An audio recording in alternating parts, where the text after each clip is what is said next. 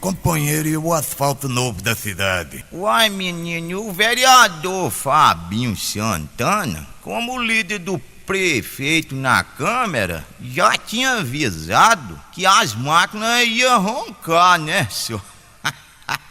Rapaz, e não é de ver que elas roncaram mesmo, rapaz? Fabinho Santana, número 12, 690. Fabinho Santana, número 12, 690.